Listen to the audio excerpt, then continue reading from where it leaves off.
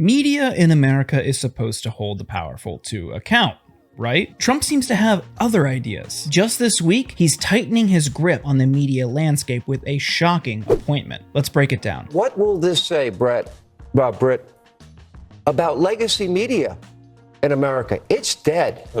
Well, it's the decline of its influence has been evident for years. This is further proof of it. And in some respects, I think that the behavior of the legacy media backfired against the candidate they were supporting because it was so over the top. Same with the prosecutions. The same thing happened. You think it all contributed to... Oh, I do. Yeah, I agree with you. Hannity is out here pretending like he's some rebel fighting the legacy media, all while taking $35 million from Fox News, a billion-dollar propaganda machine. Alternative media? Please. Fox is all in on Trump again, like it's their business model, which frankly it is. But now Trump's media takeover is getting a lot scarier. He's appointed Brett Bozell III, the founder of a conservative watchdog group, to a prominent position in his administration. Oh, and fun fact, Brent's son was pardoned by Trump after smashing windows during the January 6th riot. It's almost poetic, really. Trump's media guy is literally raising an insurrectionist. The implication is that Trump brings chaos. My position is, and you're a media watcher, it was the media that created an awful lot of chaos deliberately and unscrupulously for Trump. They did it.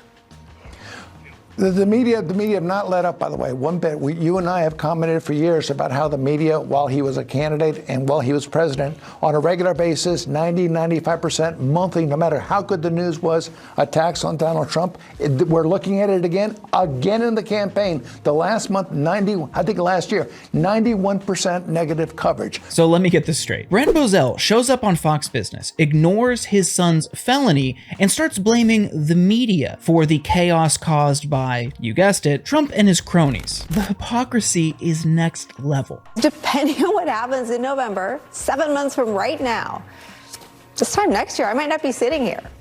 There might not be a White House Correspondents' Dinner or a free press. While our democracy wouldn't exactly fall apart immediately without it, the real threat looms larger.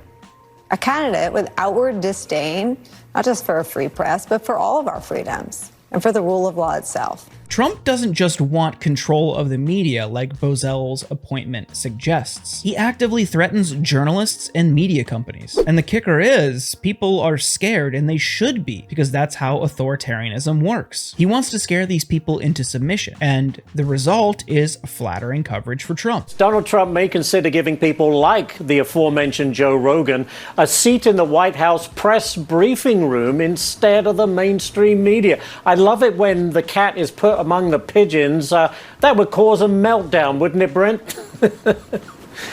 Yeah, but let's look at reality here. In the campaign coverage, as we documented, it was 85% negative coverage by the networks on Donald Trump.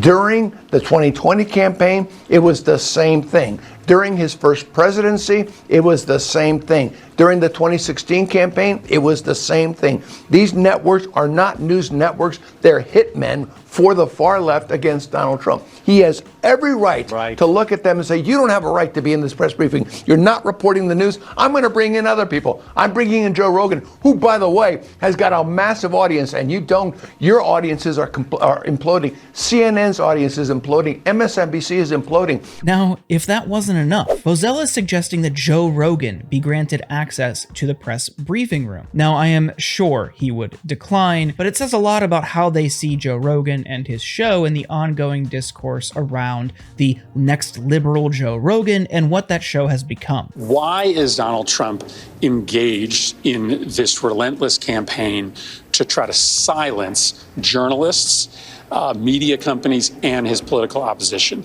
It's because he's trying to steal from you. He and his friends are in charge of government because they want to rig the rules in order to make them even richer. The billionaires that are in charge of this cabinet want to be multi-billionaires. Donald Trump will never be satiated. He wants to steal from ordinary Americans in order to make him and his Mar-a-Lago friends even richer. And the reason that he wants to silence his critics and silence the media is that he doesn't want anybody to notice the kleptocracy that he is building. Chris Murphy absolutely really nails it here. Trump's crusade against the media isn't just about headlines, it's about control. Control over the narrative, control of the truth, and ultimately, control over you. This isn't just about Brent Bozell or Fox News, it's about the future of American democracy. And if we let this slide, we might not have a democracy left to save. Do not let this happen in silence. Support independent journalism, share the truth, and hold the powerful to account. Because if we don't, no one else will.